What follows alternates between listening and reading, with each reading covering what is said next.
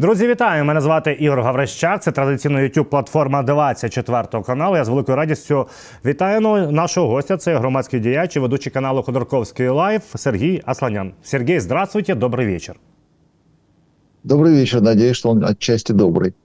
Да, Сергей, у нас прямая трансляция. Сегодня 11 сентября. Хочу сразу же попросить наших зрителей, как всегда, быть активными и не забывать комментировать в онлайн-чате, спрашивать, ну и, конечно, ставить лайки. Потому что так работают алгоритмы той платформы, которая не очень уже работает в России, YouTube.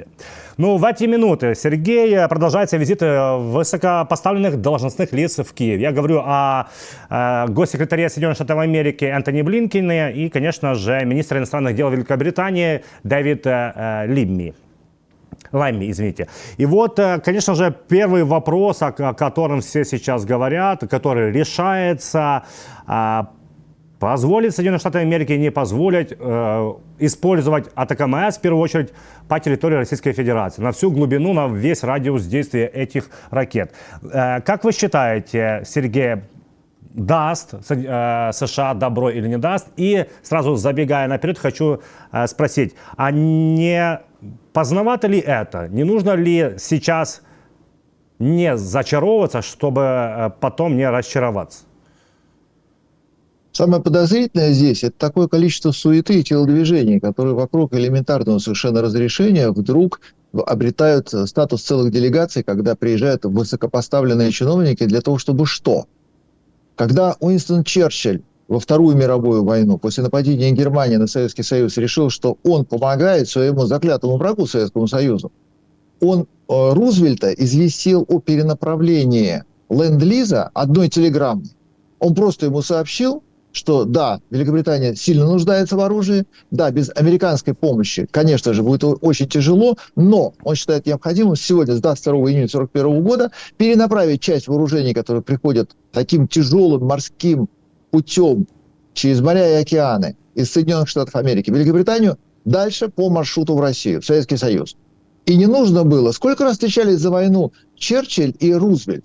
Да, было пара конференций. Они были по каким параметрам? Они были по послевоенному распределению полномочий и делению мира. Ялтинская конференция, Тегеранская конференция. А вот так, чтобы решать вопрос, ты мне сколько танков дашь? 3 штуки. Слушай, а 4-й дашь?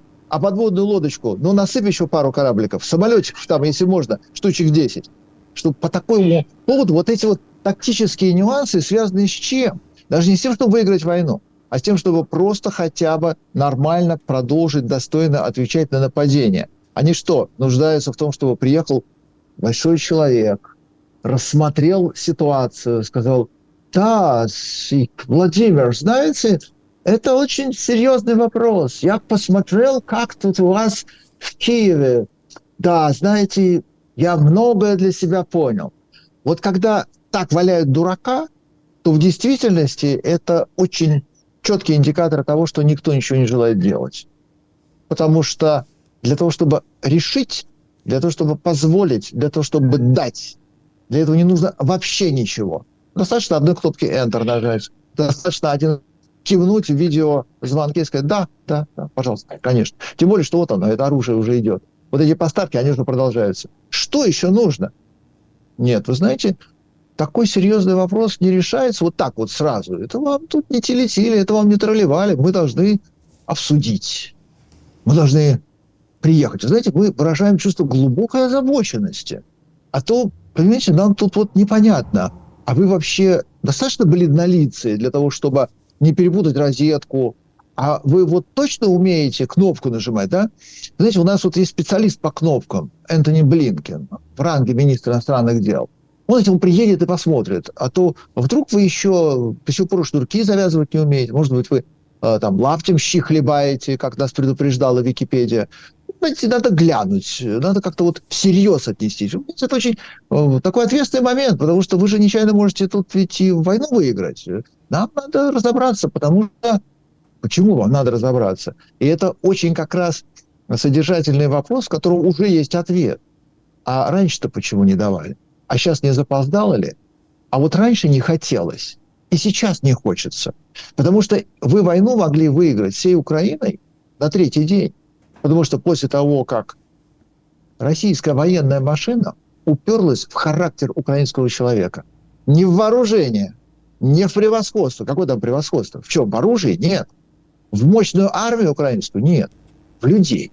Вот когда выяснилось, что не получается сломать украинцев, при том, что вот эта война, вот это вот начало, это 24 февраля, это еще даже не фашизм, это еще не геноцид. Это просто вот вход армии, и выяснилось, что армия, как всегда, несостоятельна. И ничего она не может, она уже потерялась, и снаряды закончились, и танки рассупонились, и вообще непонятно, где и что происходит. И Киев за 3 дня не удался, а при этом сдачи давали сразу, потому что Украина-то моментально ощетинилась. Это же не Курская область, в которую вошли, а там просто сидят бабушки на заваленке и говорят: о, глянь, украинцы пожаловали. Ну ладно, ребят, заходите, вам что надо. Нет, это была Украина. Потому что Украина начала отстреливаться, она сразу, четко совершенно понимала, что происходит. И на 3-й день не удалось сломить. Дайте оружие. На 4-й вы поймете, какое будет очень серьезное уже противодействие. На 5-е это уже будет очень серьезная работа. На 6-й это уже будет контратака. На 10-й это уже будет разгром передовых частей. И дальше уже выбамбливание тылов и переход к серьезному контрнаступлению по всему фронту. Через 2 недели уже перелом в этой войне. Через месяц уже изумленная совершенно Россия с потрясенным президентом в ничего не понимающей конфигурации нынешней войны озадаченно пытается понять, что это такое было. Потому что Украина, вооруженная, дала сдачи. Нет, вы знаете, это слишком серьезный вопрос, чтобы вот так вот кто-то выигрывал войну. Поэтому Энтони Блинкен сейчас приедет и выдавит вот так вот, как из тюбика зубной пастой, еще соизволение на, знаете, на 966 километров, пожалуй, вам не надо ракет. Давайте так, на 520. А потом мы с вами еще раз встретимся, а потом мы с вами еще раз обсудим. Потому что это очень серьезный вопрос. Украина ни в коем случае не должна выиграть эту войну. Кстати, Сергей, а в целях войны, потому что Блинкен, среди прочего, сказал следующее, что хочет услышать от президента Украины Владимира Зеленского и других политиков, какие цели Киева в войне и что Вашингтон может сделать, чтобы помочь ему их достичь. Вам не кажется, что это очень уже цинично и нагло, потому что даже я знаю, не будя там приближенным, цели Украины, они уже неоднократно оглашались. Это граница 91 года, в отличие от Соединенных Штатов Америки, которые очень много раз говорили, что мы с Украиной до последнего. И мне кажется, что нужно спрашивать об целях войны у того, кто спрашивает в Киеве, в Блинкене, потому что ты приезжаешь на 3-й год войны в Киеве и спрашиваешь, какие цели войны. Это, мне кажется, очень уже цинично. В аэропорту Вены есть специальная стойка для тех, кто прилетел в Австрию по ошибке, перепутав ее с Австралией. И таких людей целые стада. И поэтому там специальные люди, которые утешают всех и говорят: ну, подумаешь, спутал Австрия, Австралия, понятно, практически одно и то же. Правда, крюк такой, в полземного шара. И побороть это невозможно. Когда американский президент Джо Байден не очень понимает, с кем он сейчас говорит, о чем он сейчас говорит и что вокруг происходит, он сейчас на похоронах, на пресс-конференции, или он в бассейне.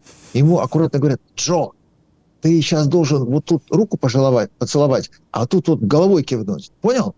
Он достает карточку, и главное, чтобы не перепутать, четко совершенно действует. И когда Америка переспрашивает, или, например, Блинкен в очередной раз говорит: а надо бы уточнить. Это в том числе потому, что он забыл, а может быть и не знал, о чем были какие-то договоренности, какие-то переговоры, и что там было вот в этой толстой папке, которую мы положили на стол и сказали: Энтони, ты почитай, тут, знаешь, все написано, это хорошая лекция по современному положению Украины. Пролистал, говорит: на карте покажите. Говорит: вот, все, я запомнил. Это точно не Аргентина? Нет? Ну, нормально, хорошо. Я туда, кажется, приехал и поговорю с ними. Это цинизм в последнюю очередь. В первую очередь, это безразличие. Политик демонстрирует свое истинное отношение. Когда он в 638 раз переспрашивает, говорит: так, кстати, мы с вами не договорили. У Жванецкого была как раз такая интермедия. Жаль, что мы не услышали начальника транспортного цеха. И вот так вот переспрашивать, а нет ли здесь начальника транспортного цеха, можно очень долго. И Блинкен так и будет делать. Потому что ему абсолютно безразлично. Ну, надо было приехать, он приехал. Надо было потянуть кота за хвост, он потянул. Надо широко улыбаться. Говорить, мы с Украиной до конца, мы друзья. Друзья, оружие дайте. Да, Сергей, вот заявление и приезд Блинкена, и то, как они подают, как вы говорите, обычное, да, действительно, обычное разрешение защищать себя.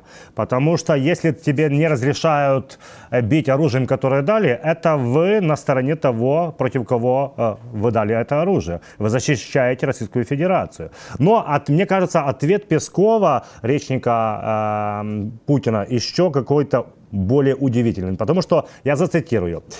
А так Песков отвечает на вопрос о вооружении и то, что Соединенные Штаты Америки могут дать добро на удары по Российской Федерации.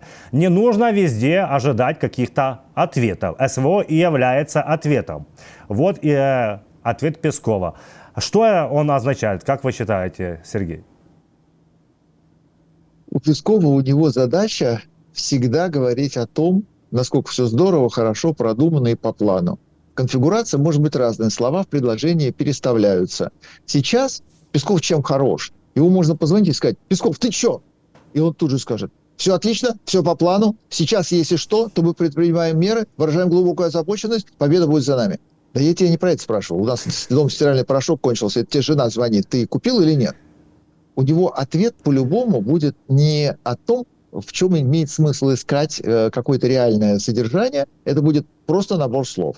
И когда он сейчас говорит, СВО – это наш ответ. Ну да, конечно, потому что это же Украина напала. Нужно было как-то отвечать. Это злой умысел Запада, естественно. Рейган по этому поводу как раз и сказал, что с этими людьми должны говорить психиатры, а вместо этого с ними говорю я. Потому что они всерьез верят, что Америка нападет на Советский Союз. С тех пор ничего не изменилось. И у Пескова в этой связи также не изменился текст.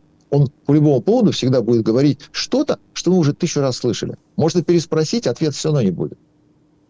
Сергей, вспоминаю я уже мемный такой нарезку видео с Путиным, где он говорит: надули, подставили, кинули, опрокинули, там бросили. О чем это я? Потому что вот Шойгу, Сергей Шойгу, секретарь Совбеза РФ и бывший министр обороны Российской Федерации, дал интервью пропагандистам своим, и он сказал следующее, что якобы Турция нам предложила, сказала, вот от них, от Украины поступило предложение якобы не бить по энергетике, не бить по промышленным, по коридору зерновому. И мы якобы согласились, а вот негодяи Украина вошли в Курскую область. Ну и, конечно, мы отказались. Вот опять-таки Путин и его шайка играют в хороших полицейских. Потому что там отдельная вообще история, что Лавров заявляет о войне. Но я потом это процитирую. Но вот Шойгу, говорю, показывает, что он хороший полицейский. Что вот мы за мир, мы за добро, а вот опять надули, опять накрутили, опять бросили. Это было, конечно, удивительно от Шойгу услышать. Вообще появление этого человека в кадре тоже было удивительно, потому что про него, к счастью, все забыли, вздохнули с облегчением, сказали: все, -1, пусть где-нибудь там сидит, неважно, как он называется, директор пляжа или президент какого-нибудь там чего-нибудь всероссийского, межпланетного, всегалактического. С глаз долой, сердце вон. Нет, появляется и начинает рассказывать о том, что у нас были мирные инициативы, о том, что мы договаривались. И это все в контексте того, о чем как раз мы только что упоминали, цитируя Пескова. Это Украина напала. Это Украина нанесла упреждающий удар. Это Украина злобным образом начинает стрелять по мирным городам, по, ну, пока еще не даче Путина, но, по крайней мере, вот по жилым кварталам. Она бьет по больницам, по энергетике. И поэтому, конечно, была договоренность о том, что, ну ладно, вы, украинцы, на нас, на русских, нечаянно напали, ну давайте хотя бы не будем по ядерным объектам. Причем этот разговор сразу так на фоне Чернобыля, куда вошли буквально быстро, начали окапываться, минировать и как раз готовить очередную экологическую катастрофу. Так нет, все точно сюда наоборот. Мир – это война. Вы просто не понимаете. И Украина, которая напала, она, естественно, опять не выполнила свои обязательства. А Россия всегда мужественно преодолевает. Она всегда героическая. Она всегда обманутая. Очень важно гопнику знать, что он грабит не потому, что он просто урод, а потому что эта ситуация такая, что злые люди лишили его возможности заработать, поэтому он без копейки. А вот эти с толстыми кошельками нагло ходят через его двор и даже не скинутся ему хотя бы по троечку.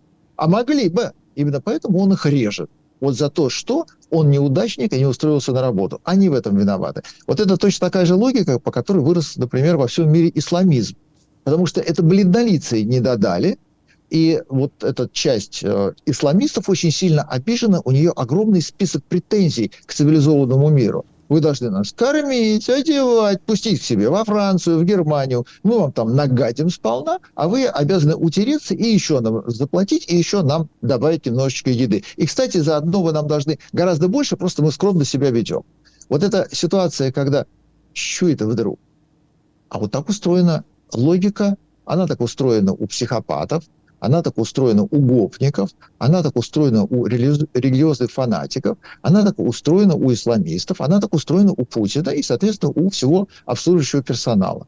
Не додали, обобрали, несправедливо, а мы за правду, а мы как раз воины света, поэтому мы сейчас принесем свой, в данном случае, русский мир, потому что еще бывает там исламистский мир, бывают разные другие конфигурации. Вот мы его сейчас принесем, и вы обязаны. Почему вы обязаны? Потому что мы сильнее, мы правее, а вы нас обидели, обманули, обобрали, и это вы нам должны. И когда Шойгу появляется и говорит о том, что вот тут такие были, такие договоренности, о том, что ладно, давайте будем просто резать людей, но давайте не будем взрывать ядерные электростанции, потому что, ну, подумаешь, там, зарезали там, пару сотен, пару тысяч, но зато энергетику сохранили, это же важно. Даже вот здесь он на самом деле не чувствует, какой контекст удивительный он дает, о том, что война – это нормально, но просто давайте на этой войне соблюдать правила, чтобы не портить нам то, что потом мы никогда не сможем починить. И давайте так, мы будем просто убивать людей, а не с каким-то особым подтекстом или возможностями пролонгированных последствий, когда это будет убийство, но еще и ядерное заражение территории, будет там невозможно жить. Давайте просто убивать. Ну вот война же случилась, да? Давайте так нормально. Просто убивать, там, штыковую, потом там головы отрезать заживо. Ну, как это у нас принято? Но только вот чур не материально-технические ценности, потому что, ну, тем более советская власть, она все-таки очень материалистична, она очень жадная, там всегда очень важно. Люди не важны, вещи важны, деньги важны, имущество очень важно. Почему в Советском Союзе Уголовный кодекс всегда подразумевал любое наказание с конфискацией. Расстрел с конфискацией, посадку в тюрьму с конфискацией. Вот так устроена была чекистская логика. И когда Шойгу говорит о том, что ну, было же предложение, минус ядерный потенциал, давайте не бить по атомным электростанциям. А не было предложения вообще не воевать? А не было предложения не убивать? Нет? Нет, такого предложения не было. Мы хотели поправить, и нас тут опять бессовестно совершенно обманули. И мы во всем белом вынуждены теперь пачкаться в этой грязной авантюре, которую развязали, конечно же, не мы. Ну, естественно, кто бы сомневался. Сергей, кстати, вот буквально мы в онлайне, напомню, прямая трансляция у нас нашим зрителям. Госсекретарь Соединенных Штатов Америки анонсировал, что Зеленский и Байден встретятся в Вашингтоне в пятницу, 13 сентября, через 2 дня. И напомню нашим зрителям, что 27 августа Зеленский заявил о желании представить Трампу и кандидатам в президенты Камале Гаррис и Трампу план победы Украины. Вот вы уже упоминали, что Джо Байден сейчас в том состоянии, что он не очень отличает, где веселье, где похороны и так далее. Вот как вы считаете, Сергей, сейчас встреча Зеленского и Джо Байдена, она на что-то влияет? Зеленский может в чем-то переубедить Байдена? И решает ли Байден сейчас что-то? Это протокольная встреча, и всегда подобные мероприятия, они подразумевают вот наше российское, оно же советское отношение, когда мир замкнут на одного человека. Если ты договорился с царем, то понятно, что ты договорился сразу со всеми и обо всем. И для нас как раз это совершенно нормально и логично, когда приезжают и договариваются с Брежневым, если Брежнев сказал, или, например, со Сталиным, Сталин сказал там «нет», или Сталин сказал «да». И это означает, что «да» сказало государство или «нет» сказало государство. И мы, в том числе, вот обсуждая этот вопрос, подразумеваем, что если приезжает первое лицо одного государства к первому лицу другого государства, то это договоренность между Владимиром Зеленским и Джо Байденом. И если эта договоренность достигнута, она означает нерушимое обязательное исполнение. Ничего подобного. Это встреча, которая готовится с обеих сторон. Это президентский уровень. Поэтому даже если туда не приедет Зеленский или ничто не сподвигнет Байдена на эту встречу, она все равно состоится. Потому что туда едет не лично Владимир Зеленский, лично к Джо Байдену. туда едет представитель Украины с вопросами, важными для Украины, к представителю Америки, способный решить эти важные вопросы. И не бывает так, чтобы приехали о чем-то поговорить. Бывает, приехал для того, чтобы подтвердить предварительно присланные для обсуждения документы, намерения и протоколы, являющиеся как раз истинной целью визита. Закрепить, уточнить, переписать, пересмотреть. Но встречи между президентами – это не встречи между лично людьми. Это встречи между государствами. И Зеленский туда едет после того, как предварительно Америке предоставлены для обсуждения все очень важные украинские темы. И Джо Байден либо кивнет головой, либо нет, либо просто забудет прийти на эту встречу. Тоже не исключено. Но вероятнее всего, во-первых, там нет сюрпризов, во-вторых, по большинству вопросов уже достигнуты договоренности. И часть этих договоренностей происходит в данную секунду, когда Блинкен общается, опять-таки, с представителями Украины. И вот Блинкен, договорившись, уточнив, приедет к Байдену и скажет: «Джо, да». И выйдет Байден и скажет: «Да, конечно, ну что. Владимир, я ваша навеки, я с Украиной всегда, идем под венец». Простите, я перепутал. Сергей, вспоминаю, конечно же, и дебаты между представителями на пост, кандидатами на пост президента Соединенных Штатов Америки, Камала Гаррис и Дональд Трамп. Скажите, пожалуйста, Сергей, вас удивили ответы Трампа? Напомню нашим зрителям, что дважды спрашивали у Трампа, хочет ли он победы Украины в войне против России. Он уперто дважды говорил, что он хочет прекращения войны. Это должно быть настораживать нас, или это ожидаемые ответы от человека, который наверняка, на мое убеждение, не имеет ни плана А, ни плана Б относительно переговоров каких-то или войны в Украине? Ну, это как нечеткая логика. Да, нет и может быть. То есть третье значение появляется. На два раза прозвучавший конкретный вопрос «да» или «нет», Байден отвечает «потому что гладиолус». Трамп. Это Трамп отвечает то, что от него, в принципе, высечь хотели, не смогли, не получили, потому что у него действительно всерьез, есть какое-то некое представление. Когда он будет президентом, такая вероятность не исключена, у него вопрос Украины будет 638-м в списке. Он экономист, он человек бизнеса, у него совершенно другие проблемы. И каждый раз, когда он встречается с избирателями, он принимает участие в дебатах, когда он так или иначе в публичном пространстве проговаривает свою будущую позицию, свое будущее президентство, он не говорит об Украине, потому что ему совершенно плевать на нее.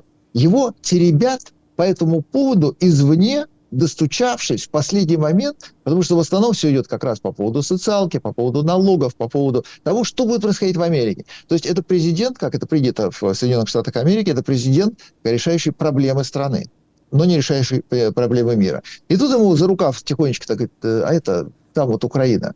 А, кстати, там еще Мьянма, а там еще, кстати, Ирак, в Афганистане тоже. А что вы думаете? Ведь когда нам представляют вот в этой дискуссии возможность услышать ответ про Украину, это означает, что там же в этих дебатах не было других вопросов. А как вам австралийский вопрос?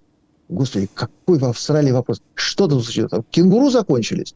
Что там такое? Или современные какие-то проблемы опять? Нет, что вы что, не посвящены в австралийскую повестку? А Бирма, которая Мьянма, вы знаете ее на карте, вы сможете ее найти? Там какие вопросы? Что по этому поводу? Да ничего по этому поводу не думаю. А вот Украина, что? Какая там Украина? Гондурас? Да не беспокоит меня этот Гондурас. Нужно что-то отвечать.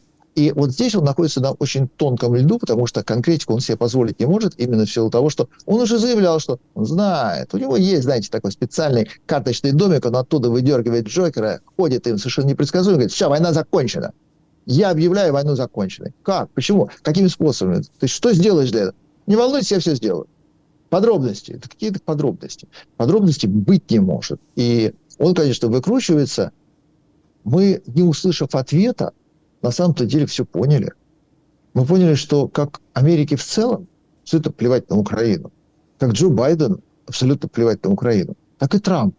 И для того, чтобы ему взойти на этот престол, ему, конечно, Украина не нужна. Если бы она была ему интересна, он бы, например, сказал американскому электорату: Америка, вы знаете, если вы проголосуете за меня, я буду не просто миротворцем и президентом номер 1 на планете Земля, я буду человеком, который принесет мир в Украине. А вы знаете, американцы мои дорогие, как это важно.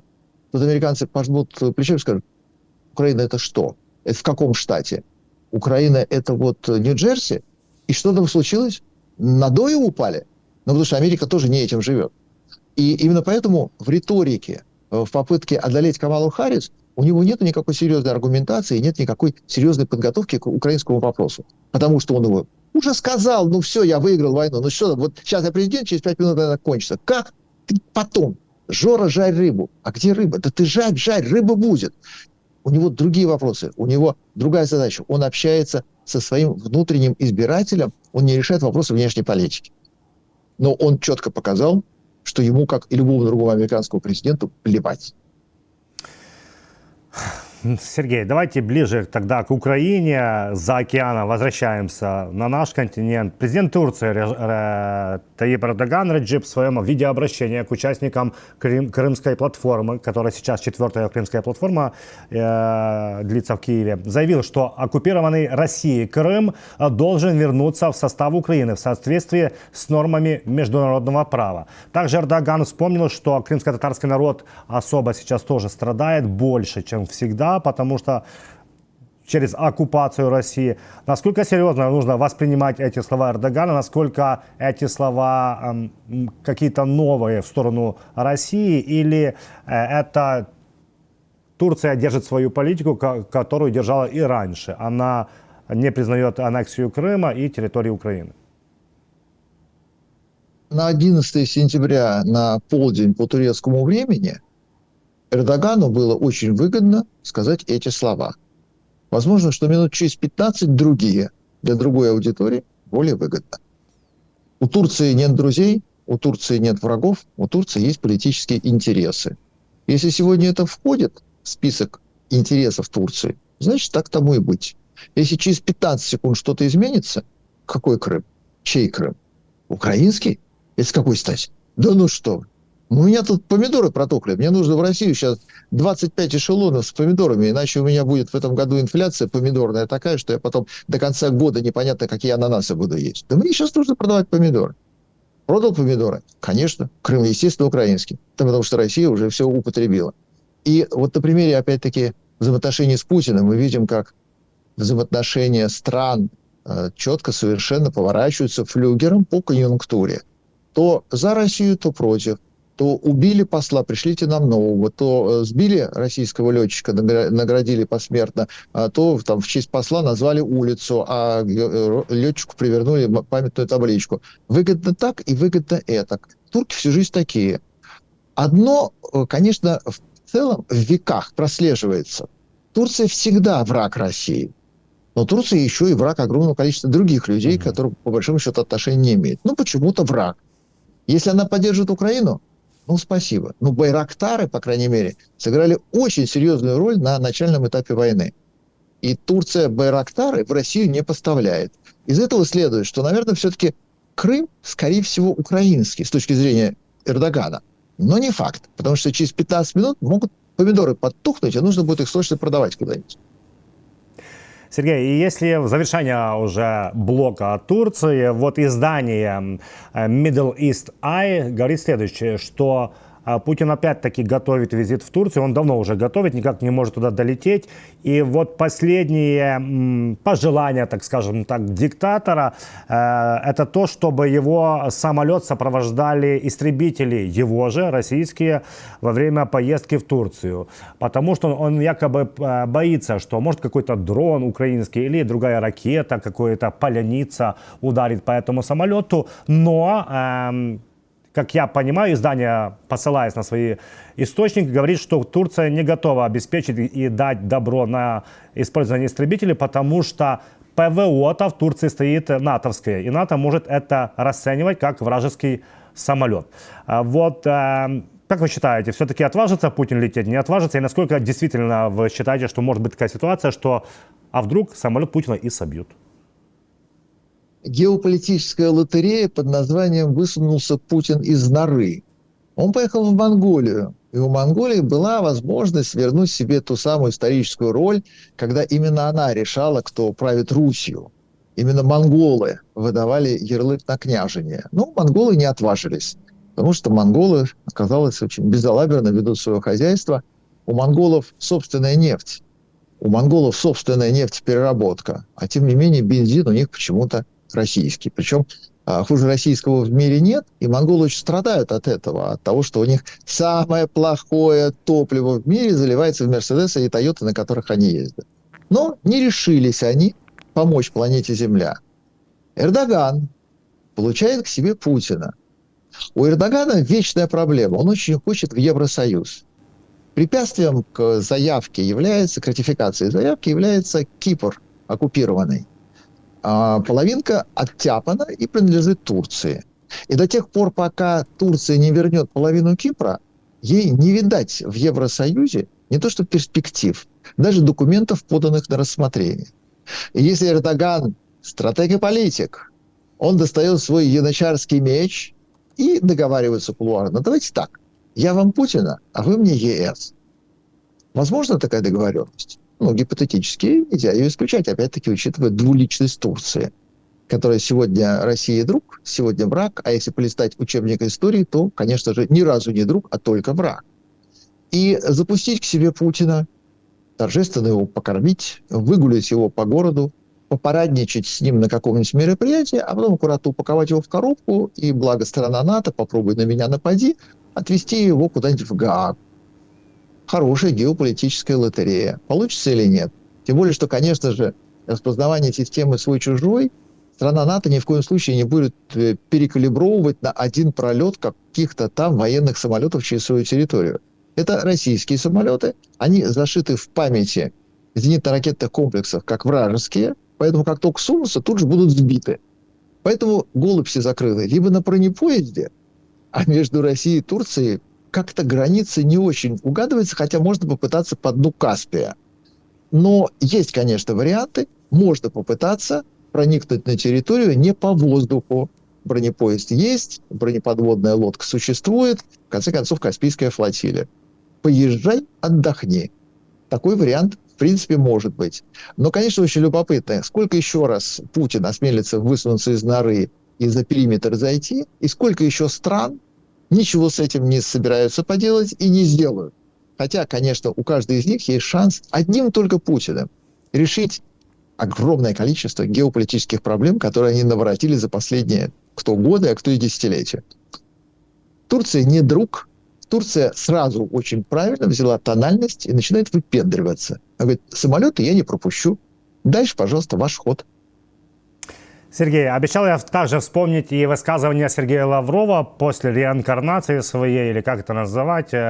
Ну, не буду обижать я лошадей, потому что очень знаю, что вы любите этих прекрасных созданий, поэтому обойдусь. Но процитирую. Вот после Совета сотрудничества арабских государств Перского залива, где побывал министр иностранных дел России Сергей Лавров, он сказал следующее. Вот я просто процитирую. «Мы чужой земли никогда не хотели. Мы просто хотели, чтобы к людям, которые являются неотъемлемой частью русского мира, русской культуры, русского языка, истории, религии, чтобы к ним относились по-человечески, как того требуют международные права». Вот, если хотите, комментируйте. Если нет, Сергей, можно не комментировать. Огромное количество тех самых людей, упомянутых столь витиевато, на самом деле обычных русских и даже с советскими паспортами, осталось на территории союзных республик, особенно в Средней Азии. И всех этих людей миролюбивый Лавров кинул, так же, как и российское правительство. Потому что эти люди в Туркмении, в Узбекистане, в Таджикистане остались без поддержки, без пенсий и без перспектив. При том, что там они оказались в силу дружбы народов, многие из них не по своей воле. Но так получилось, что они там жили, а потом уже было поздно уезжать. И они остались гражданами России, и они остались русскими и советскими. Они говорят на русском языке, у них фамилии Иванов, Петров, Сидоров, и это как раз те самые люди, которых почему-то очень хочется защитить во что бы то ни стало в Украине, без притязаний на чужую землю. Но без этих же самых притязаний на чужую землю совершенно не хочется защитить в Казахстане, в Таджикистане, в Киргизстане, в Узбекистане и в Туркменистане. Вот совершенно не хочется. Поэтому, конечно же, и Лавров, как и его политика, а также политика России, она, естественно, двулична, она, естественно, содержит обязательный элемент подлости и ни в коем случае не касается того, о чем действительно важно, нужно и очень бы хотелось услышать, если бы говорили. Потому что те, кто живет пока еще, в том числе сохранив советские паспорта, в бывших союзных республиках, они очень нуждаются в том, чтобы Лавров сказал правду. Вот то, что он сказал, чтобы оказалось правдой. Нет, это была всего лишь навсего политика и дипломатия. Сергей, и последний вопрос. Хотел бы вас узнать ваше мнение. Вот партнеры Украины, я принципиально их не называю союзниками, партнеры, много стран, вот был, да, съезд на авиабазе в Рамштайне в Германии, много представителей было. Как вы считаете, вот этой колоде карт европейских стран и стран Запада, и их еще называют коллективный Запад, ну тоже коллективный их тоже не очень-то назовешь, потому что как минимум Орбан не даст этого сделать. Так вот, есть ли там карта с Украиной, и какой она массе, и какой она величины, и есть ли место Украине в этой колоде карт? Вот когда украинские представители оказываются где-нибудь на международных форумах, они представляют огромный интерес, потому что всем очень хочется посмотреть на настоящего украинца. До этого только в телевизоре был. И каждый раз, когда происходит обсуждение Украины, контакты с Украиной и какие-то серьезные разговоры по поводу Украины, вокруг Украины с украинцами, это чисто человеческий интерес, когда тебе вот показывают там, например, сиамского близнеца. Ну, раньше ты его не видел. Раньше такое в цирке иногда было, потом в цирке это закончилось. А тут сказали, слушайте, мы вам сейчас в Рамштайн, знаете, что привезем? Живого украинца. Обалдеть. И что? Его можно будет рукой потрогать? Конечно. Ему даже можно, вот знаете, он говорящий, ему можно будет на немецком языке, а может на английском, вопрос задать. Знаете, он вам ответит. Вот, собственно, и все. Потому что Рамштайн собирается в который же раз? Это как ЕС, который подписывает какой пакет санкций против России? 15-й? 38-й? 289-й? И как результат? Нет никакого результата. Так и не планировалось. Да нет, ну что вы. Мы выражаем глубокую озабоченность. Мы партнеры. Мы, конечно же, за. Так, может быть, уже что-то решим? Может быть, что-то сделаем? Ой, смотрите, а он, оказывается, улыбается. Ой, действительно настоящий. И, кстати, костюмчик на нем ладный, кстати. Ну, прям все как у нас. Вообще не отличается. А может, вы давайте чаю нальем? Давайте посмотрим. Смотрите-ка, он, оказывается, чайной ложечкой пользуется. Ой, как здорово. Вот так это выглядит. При том, что, конечно же, без потери лица, потому что мы партнеры. Сергей Степанович, большое вам спасибо за этот разговор. Спасибо, что нашли время и уделили внимание и объяснили разные процессы. Это и Турция, и за океаном, Соединенные Штаты Америки. Наши зрители попрошу, конечно же, поставить лайк, прокомментировать и подписаться. Большое спасибо. Спасибо. До свидания. Нагадаю нашим глядачам, з нами був Сергій Асланян, громадський діяч, ведучий каналу Ходорковський Лайф. Звичайно ж, знову ж таки, діліться нашою розмовою. Це важливо, так працюють алгоритми Ютуба. Мене звати Ігор Гаврищак, з вами побачимось в ефірі 24 каналу.